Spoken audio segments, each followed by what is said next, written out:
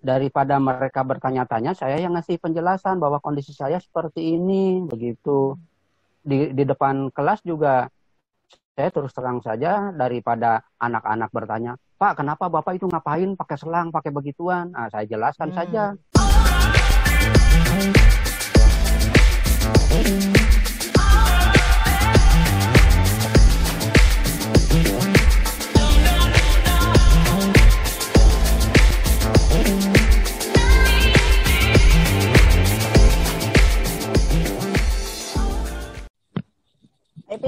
Halo sahabat Ostomed, jumpa lagi dengan kita di acara bincang asik bersama dengan Ostomed. Nah, hari ini kita juga akan kedatangan seorang tamu yang akan membagikan cerita tentang pengalaman beliau untuk dengan stoma yang berbentuk urostomi atau stoma yang dibuat untuk pengeluaran buang air kecil. Nah, seperti biasa malam ini saya Nurse Pipit akan ditemani oleh Ibu Yuliana yang juga akan memandu acara pada malam hari ini. Halo Bu Yuliana. Selamat malam sahabat Ostomed. Selamat malam juga Pak Ahmad Hariri dan Ibu ya, kebetulan didampingi Ibu. Kita akan bincang-bincang sedikit ya Pak ya. Ayo Pit. Iya. Halo Pak Ahmad, Pak Ahmad Hariri. Panggilannya siapa nih Pak? Pak Ahmad atau Pak Hariri? Pak Hariri ya. Iya. Pak Hariri apa kabarnya Pak? Alhamdulillah baik. Ini ditemani istri ya Pak ya? Ya. Ibu namanya siapa Bu? Bu Imun. Ibu Imun. Iya. Iya. Nah Pak boleh berbagi pengalaman nggak tentang kan ini Bapak itu ya pengalaman Bapak tentang stoma urostomi ini. Jadi mungkin bisa berbagi awal mula kenapa harus dibuat urostomi, terus kalau misalkan Bapak berkenan juga bercerita gimana keseharian Bapak dengan urostomi ini. Ya. Udah. Iya. Oke, terima kasih Mbak Pipit. Terima kasih Ibu Yuliana. Terima kasih juga kepada semua saudara-saudara saya sesama ostomed, baik itu yang urostomi, kolostomi maupun ileostomi. Selamat malam juga kepada Bapak Ibu dokter di Yayasan Kanker Indonesia, dan barangkali juga ini ditonton oleh halayak masyarakat umum ya. Saya berkesempatan juga barangkali mengucapkan terima kasih yang sebanyak-banyaknya atas kerja keras dari tim dokter di RSCM Rumah Sakit Cipto Mangunkusumo yang telah melakukan operasi besar pengambilan kantong kemih saya pada 28 Desember tahun 2015. Barangkali sedikit cerita, kalau saya mungkin latar belakangnya langka ya, berbeda dengan yang lain-lainnya, bahwa lebih kurang sedikit cerita pengalaman sebelum dioperasi ini. Tahun 2007 saya tiba-tiba BAK, buang air kecilnya itu tiba-tiba sakit, nyeri, perih ya. Kemudian saya berobat ke puskesmas terdekat dan saya berobat seadanya sampai baru di USG itu tahun 2009 ketahuan bahwa di dalam kantong kemih saya itu ada massa. Dokter bilang, dokter radiologinya ada massa di dalam seukuran lebih kurang 1 kali 1 kali setengah sentimeter. Nah, waktu itu karena di kampung saya di Kabupaten Kuningan ya tidak ada poliurologi, sehingga saya dirujuk dari Kuningan ke Cirebon, Rumah Sakit Gunung Jati yang ada poliurologinya. Nah, di sana kemudian dokter memutuskan untuk langsung dioperasi katanya. Waktu itu Juli 2009 saya dijadwalkan mau dioperasi 2 kali di sana di Gunung Jati, kemudian nggak jadi terus. Dokternya yang pertama seminar, yang berikutnya dokternya sakit. Sampai kemudian Dokter M. Tauhid itu, bahkan dokternya itu mengidap kanker usus besar, kanker kolon, sampai meninggalnya. Saya nggak sampai dioperasi sama dokter itu. Saya dirujuk ke Hasan Sadikin tahun 2012. Kemudian suruh nunggu panggilan untuk dioperasi. Dari 2012 sampai 2014 saya nunggu aja. Mau dioperasi nggak jadi-jadi. Nah, 2014 itu sampai kemudian terasa makin parah, sampai saya merasa lemes banget karena banyak mengeluarkan darah di kencingnya. Sampai kemudian saya lemes, dibawa ke IGD di Rumah Sakit Gunung Jati Cirebon, HB-nya tinggal 6. Kemudian transfusi selama 2 minggu itu sehari 1, habis 14 kantong. Nah, dari Cirebon itu langsung saya dibawa ke Rumah Sakit Cipto. Waktu itu pada Oktober 2014-nya, Pak. Oktober 2014.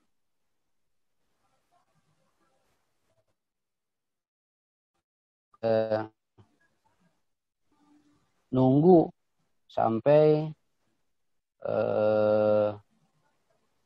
berobat jalan dulu di Cipto itu selama 1 bulan. Dari Oktober, November, Desember itu dioperasi. Operasinya itu dikerik. Jadi tumor saya yang dulu cerita awalnya itu di USG ketahuan ukuran 1 kali 1 kali 0,5 cm, tiba-tiba dalam waktu 2009 sampai 2014, 5 tahun, sampai sebesar 8 kali 9 kali 10 cm, ukurannya makin membesar, makanya makin parah. Ya. Kemudian dokter memutuskan di RSCM untuk diangkat kantung kemihnya. Diangkat kantung kemihnya, cuman saya tidak bersedia. Dokter kalau bisa ada opsi lain dikerik, ya dikerik saja. Udah keputusannya kemudian dikerik pada Desember 2014 dikerik itu yang pertama di Cipto. Kemudian setelah dilakukan operasi pengerikan pertama, ya dokter saya tanya di Cipto, dokter gimana tumor sudah habis belum? Masih besar Pak Hariri, Bapak akan dioperasi lagi 2 bulan kemudian. Aduh, waktu itu Februari 2015 dioperasilah yang kedua di Cipto tuh. Nah, selanjutnya saya tanya lagi sama dokter, gimana dok, udah selesai belum ini tentang tumor saya? Dokter jawab itu, Bapak harus melakukan penyinaran, disinar, dan juga di kemo. Nah, saya ikuti saja, nyambung dari Februari, Maret, April, Mei, disinar, dan di kemo selama 2 bulan di Cipto. Selesai itu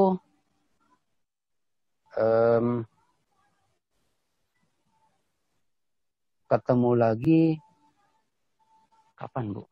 Agustus yang ketiga kalinya terjadi pendarahan dan saya dioperasi lagi di Cipto juga. Yang ketiga kalinya dikerik lagi sampai berhasil tidak ada pendarahan. Nah, itu dioperasi yang ketiga. Nah, saya pulang lagi dari Jakarta. Nah, di kampung sendiri terjadi pendarahan lagi. 4 hari di rumah, lemes lagi badan, HB turun lagi, tinggal 6 lagi.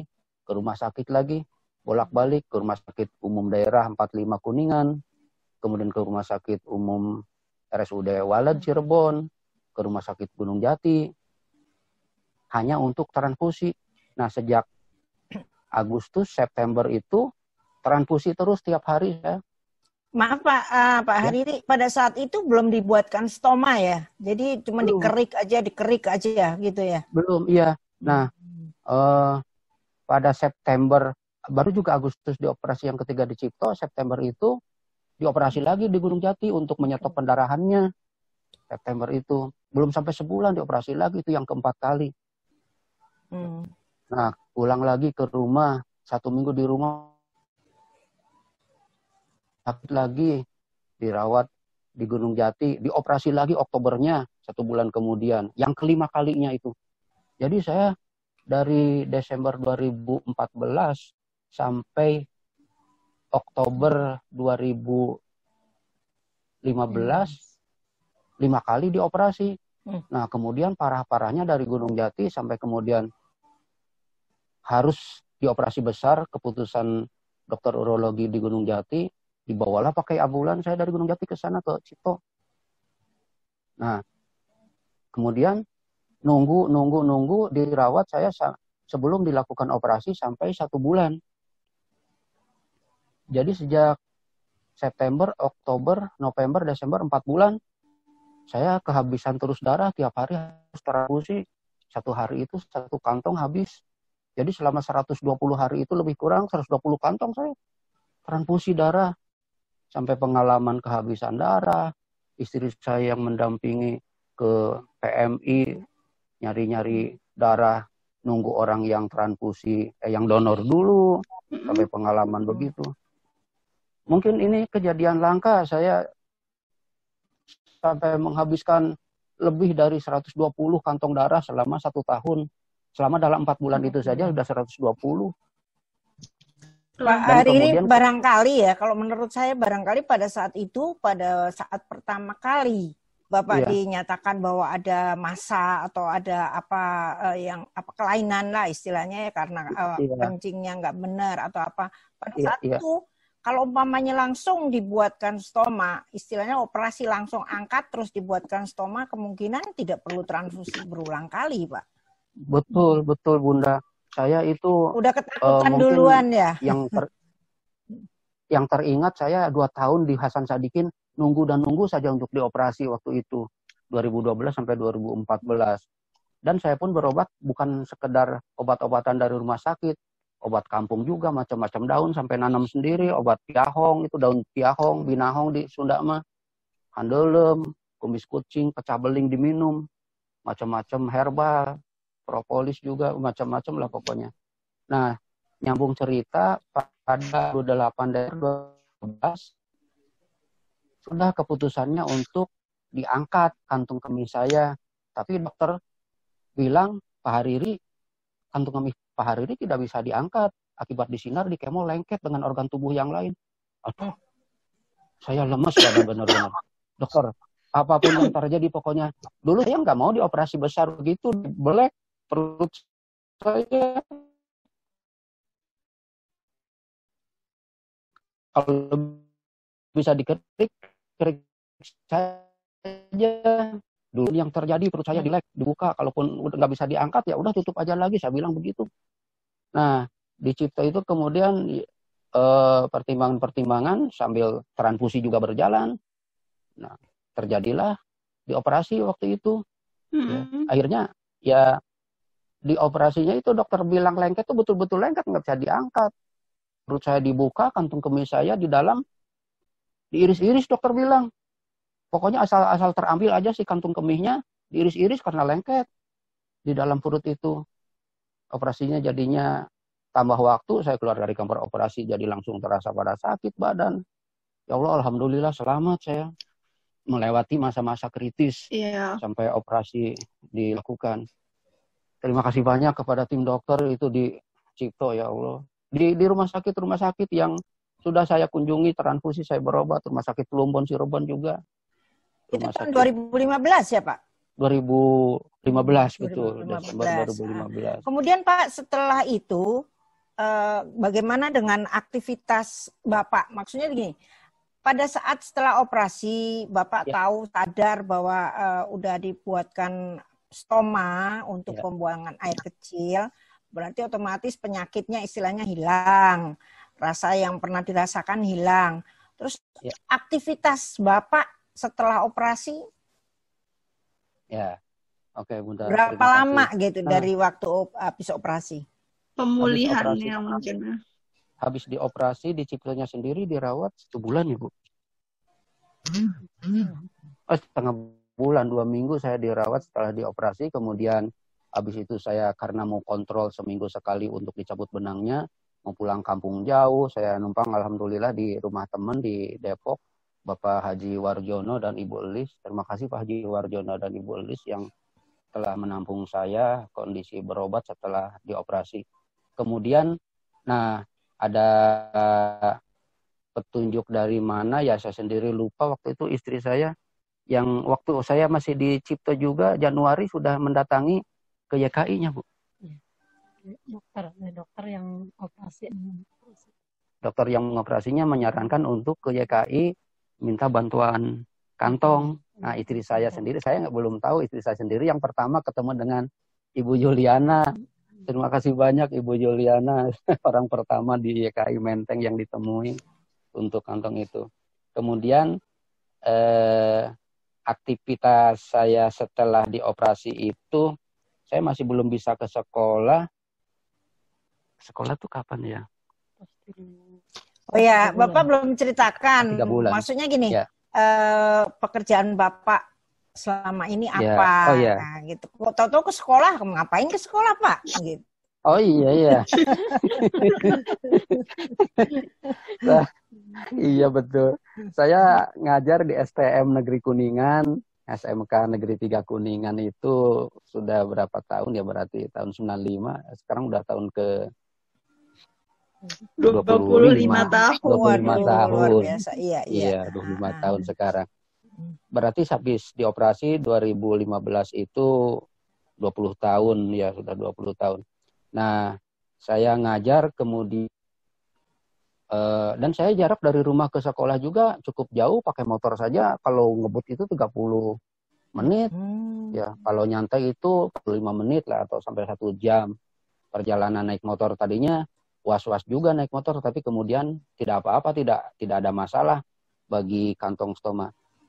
Sebenarnya yang diceritakan banyak rekan-rekan yang sesama urostomi sendiri tentang stoma, saya sendiri kan sampai sekarang pakai selang NGT nomor 8 dari awal tuh, yang mana perawatannya itu selang tersebut pertama habis dioperasi itu 3 bulan panjang baru diganti, berikutnya 2 bulan, berikutnya 1 bulan. Nah, tahun pertama, tahun 2016, itu pergantiannya sampai di kamar operasi di Cipto. Kemudian berikutnya di ruang tindakan, di kamar tindakan di Poli Urologi masih di Cipto. Nah, tahun 2017-nya rujuk balik saya ke Gunung Jati. Saya melihat dokter mengerjakan pencabutan selang bekas dan pemasangan yang barunya itu saya perhatikan baik-baik. Yang kemudian setelah lihat di Cipto, sejak mulai di Gunung Jati, saya tidak merepotkan dokter atau perawat untuk memasangkan, mencabut masang, itu makan waktu banyak.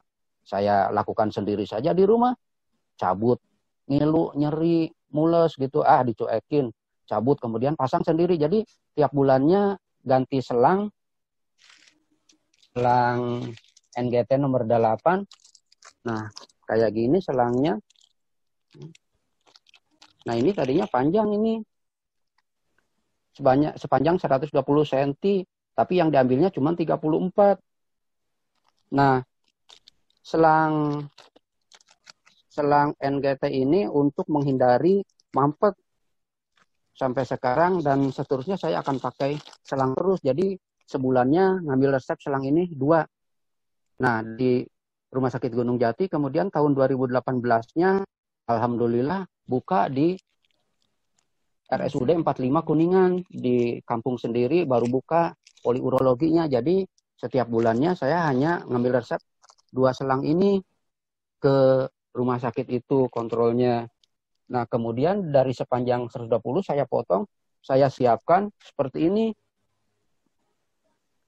Ini kebetulan saya bikin untuk persiapan sebelum waktunya habis. Dulu 3 bulan sekali, kemudian 2 bulan sekali, berikutnya sebulan sekali, rutin. Saya cabut dan saya pasang sendiri ini. Nah, itu ini yang masuk ke dalam berapa 20 banyak? cm ini. Yang masuk? 20 cm ini yang masuk. 20 cm ini saya kasih pembatas, ini pakai benang layangan ini. Pakai benang layangan. Ini 20 cm masuk ke dalam. kemudian keluarnya ini pakai pembatas ini supaya tidak nusuk-nusuk ke dalam, mengganjel gitu. Kemudian ini yang ininya supaya tidak turun ke bawah pada kantongnya. Jadi di kantong itu kan ada, di kantong ini ada sekat-sekat nih, ada 4 lubang. Nah, jadi dalam 2 lubang yang berbeda dimasukin kedua selang ini, begitu.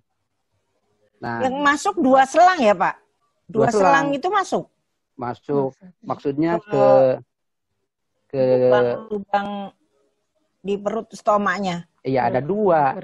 Jadi dari ginjal kiri, ginjal kanan masuk ke kedua ureter itu. Nah, itu. Ini mungkin yang berbeda dengan pada umumnya stoma yang lain. Kenapa saya pakai ini? Dokter bilang waktu itu ini namanya paliatif dulu istilahnya kalau tidak salah. Karena lengket masalahnya, tidak bisa ngambil usus.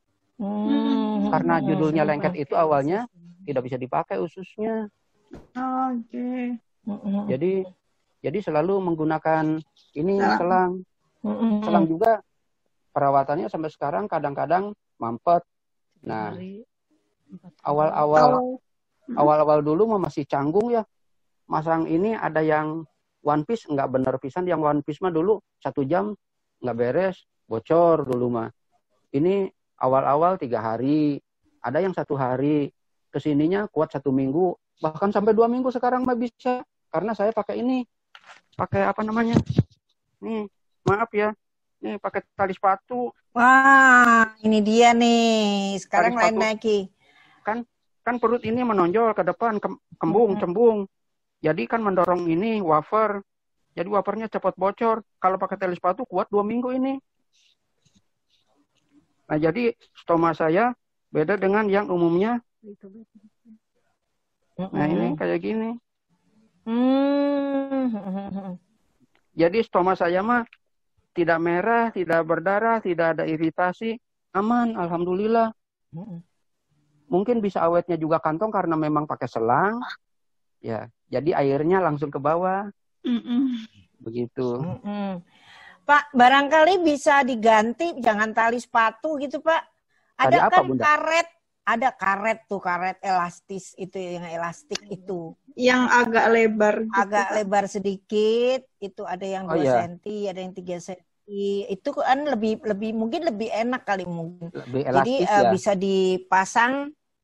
Elastik kalau di pasar apa sih namanya, elastik lah, beli di toko benang tuh, toko itu nanti betul, dikasih apa itu, itu mungkin lebih nyaman Pak. Iya. Untuk nahan itu kan menahan bawah kan, nahan supaya nggak lepas gitu kan. Supaya nggak lepas ya, supaya awet. Iya. Boleh, iya makanya Bunda. Supaya nggak lepas, nggak gampang lepas. Atau kalau mau itu yang pakai apa namanya, tahan di kuping, itu kan ada kupingnya tuh, ada pengaitnya gitu, jadi karetnya ke belakang dikait. Iya, tali sepatu juga ke sini. Ke belakang. Iya. Ke sini kan? Iya. Dikait ke sini tali sepatu juga. Dikait juga ini.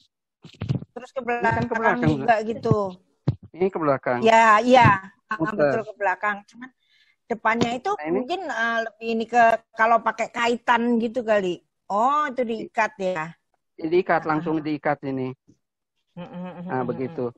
Alhamdulillah jadi awet. Iya. Mungkin kalau pakai yang agak lebar gitu jadi nggak terlalu neken dan bisa menahan lebih baik gitu sih Pak. Iya. Tapi nggak nyangkut di itu, tapi itu dibikin lebar terus dibikin kaitan gitu Pak. Ada tuh kaitan yang untuk di ujung di kupingnya itu pasang kaitan gitu. Oh iya. Kebayang betul. Nah, itu ada sih sebetulnya namanya stoma belt itu, cuman ya memang harganya lumayan lah, sekitar 160 atau berapa gitu. Cuman dia kaitannya tuh bagus, bisa diganti-ganti karetnya. Cuman kaitannya itu ngait gitu, itu pas gitu di ukuran apa kantong itu. Nah, saya ngajar itu di kelas, bahwa daripada bolak-balik ke kamar kecil, Saya bawa selalu ini kayak dipakai untuk tidur. Ini urin bag. Urin Oh bag. ya, urin bag. Ini Sebetulnya ada satu lagi Pak, kalau itu cuman mungkin agak susah dicari ya, leg bag. Jadi istilahnya dia nggak kelihatan gantung gitu, tapi diikat di paha. Bisa menampung 1 sampai 2 liter air urin. Namanya leg bag. ini dimasukin ke tas, tasnya simpan aja di kolong meja di kelas teh. Oh, berarti nggak jalan-jalan ya? Ngajarnya Iya. berhenti berdiri aja. Halo, Iya. malam Anda. Selamat malam. Ya. Ya. Ini spiteng keliling. Iya. Pak Hariri, Ya. mulai ini kita sapa dulu ya, ada yang baru masuk, Pak Andang. Halo Pak Andang. Bu. Pandang. Ya, Mas Alma nih jurus Tommy, cuman bedanya kalau Pak Hariri pakai selang, kalau Pak Andang nih enggak. Nanti gantian ya. Sebentar lagi Pak Hariri biar ceritanya selesai dulu. Ya. Terus saya pengen tahu nih Pak, bagaimana tanggapan teman-teman sejawat Bapak atau tanggapan dari anak murid? Apakah mereka tahu atau tidak? Daripada mereka bertanya-tanya, saya yang ngasih penjelasan bahwa kondisi saya seperti ini, begitu. Di depan kelas juga, saya terus terang saja, daripada anak-anak bertanya, Pak, kenapa Bapak itu ngapain pakai selang, pakai begituan? Saya jelaskan saja, cerita sama anak-anak, ke semua kelas, begitu. Jadi Bapak beraktivitas, maksudnya mengajar dan naik motor itu biasa ya, maksudnya ada tips nggak kalau naik motor itu kan agak ketekuk kantongnya, itu gimana biar dia awet supaya dia nggak gampang ngelopek gitu, maksudnya pernah nggak ada masalah dia jadi gampang lepas gitu kalau misalkan naik motor atau apa, jadi apakah harus dikosongin dulu atau gimana, ada persiapannya? Iya, sebelum berangkat itu si kantong harus dikosongin, kemudian posisi ini juga celana ini harus ikut menekan di sini. Celananya pas di sini. Jadi jangan di bawah atau jangan di atas. Ikut menahan ini. Itu kantong. Nah, saya kantong ini gundul begini, tadinya kan dari aslinya begini nih. Saya setiap sebelum pakai, ini kan kalau mandi ini basah ini, kalau susah kering ya.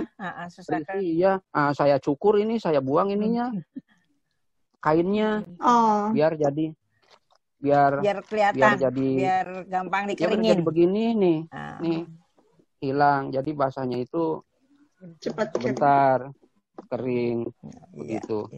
Kemudian saya waktu itu ngumpulin. Ingat waktu tahun 2018, waktu pernah kosong ya, saya ngumpulin bekas-bekasan.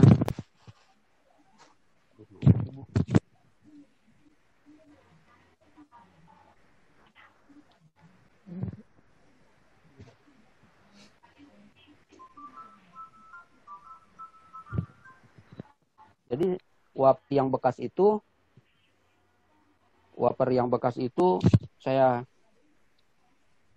pakai ininya, ringnya saya ambil. Kemudian saya tempelkan pakai lem besi, ini bisa dipakai ini. Pakai ini apa ini teh? Double tip kertas apa namanya ini teh? Spotlight-nya. Spotlight ini, jadi wafer ini. Kreatif ini. Ya, waktu wafernya langka, tapi kantongnya itu kan saya kalau misalnya sebelum bocor mah saya cuci aja, nggak dibuang. Pokoknya kantong kalau bocor baru dibuang. Iya. Kalau nggak bocor mah disimpan, dibersihin, dicuci, dijemur, sehingga terkumpul banyak kantong mah. Nah, lecet nggak Pak kalau pakai yang kayak gitu, yang tadi kertas apa namanya?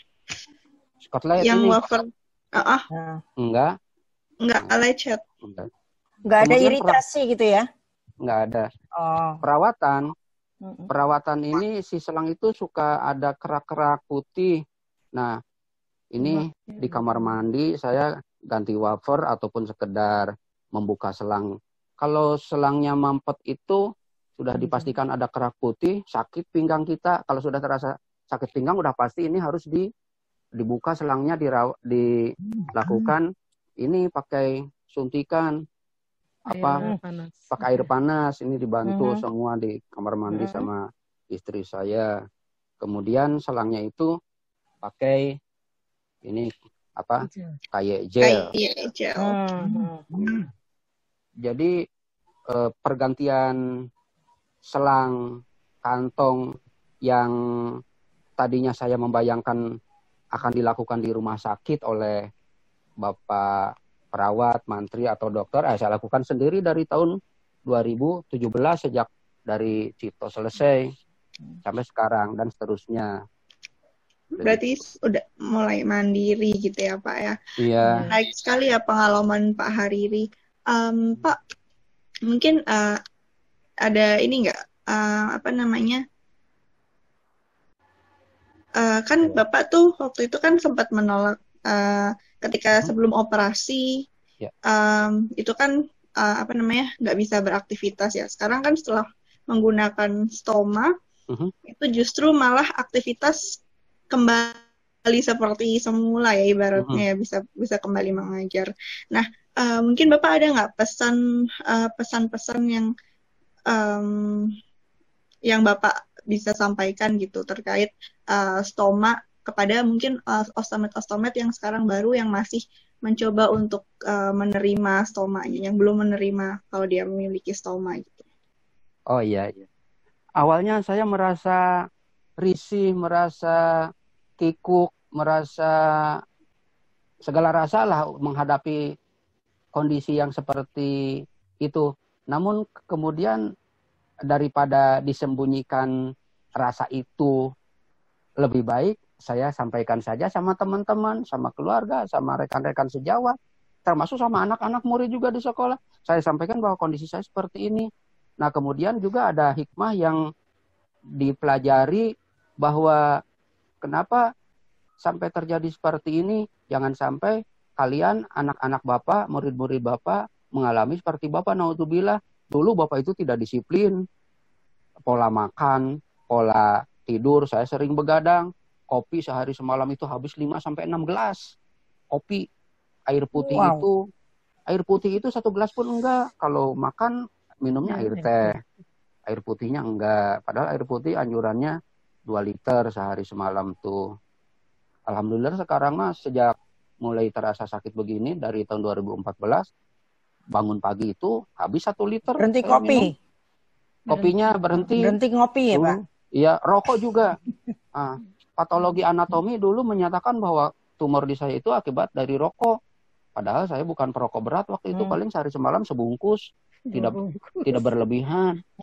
Ya. Sekarang merokok udah nggak lagi. Berlebihan Pak. Terutama rokok tuh bagi anak-anak murid saya, janganlah merokok kalian, apalagi belum dapat kerjaan, udah nggak usah ngerokok. Jangan sampai seperti Bapak. Kanker gitu, beneran Pak kalau terus-terusan Pak, kalau rokok Pak, kantong kering. Alhamdulillah sekarang enggak merokok lagi udah. Kopi mas waktu-waktu sekarang nggak apa-apa. Apalagi jadi ya. Jadi itu hikmah dari penyakit ya. Hikmah dari sakitnya itu banyak yang ditinggalkan. Jadi menuju hidup sehat lah sekarang. Iya kan Pak? Iya benar. Berarti Bapak nih justru ketika Bapak terbuka dengan orang-orang sekitar, malah kekhawatiran dan kerisihan itu hilang ya Pak ya? Hilang, betul hilang. Jadi lebih nyaman. Orang-orang pun menyangka, dikira Pak Hariri tidak begitu. Nah, karena memang dalam kenyataannya aktivitas seperti biasa aja, tidak memperlihatkan bahwa ada sesuatu yang lain daripada umumnya yang normal gitu. Luar biasa cerita dari Pak Hariri ini.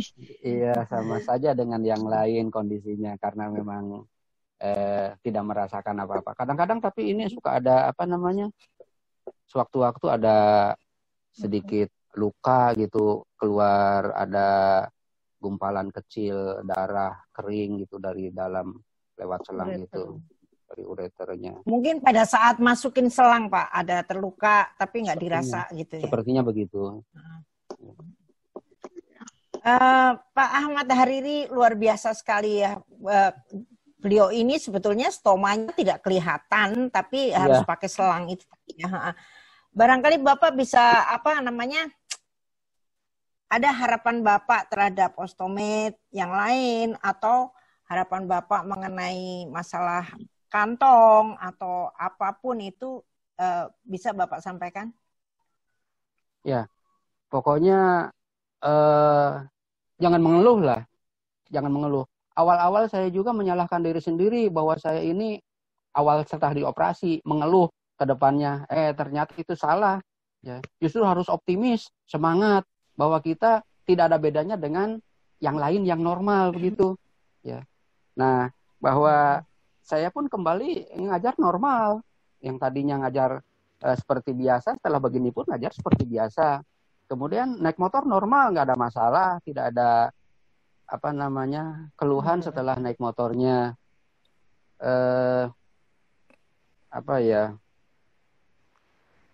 Kantong Bunda, terima kasih Bunda itu ngurus kantong dari awal. Dari awal sampai sekarang itu.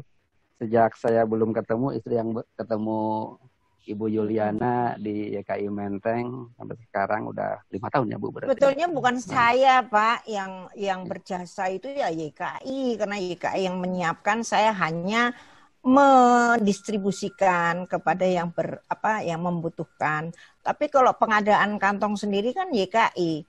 Iya. Ya kan, YKI yang luar biasa kalau saya bilang ya. Ya, terima kasih semuanya. Karyawan, dokter, di pengurus YKI, semuanya atas bantuannya terima kasih. Sehingga saya dari awal saat dioperasi udah 5 tahun ini dapatkan bantuan kantong, mudah-mudahan lancar seterusnya. Amin. Terima kasih Pak Hariri. Terima kasih Bunda. Mungkin ini pengalaman yang luar biasa, nanti bisa dibagikan kepada yang lain.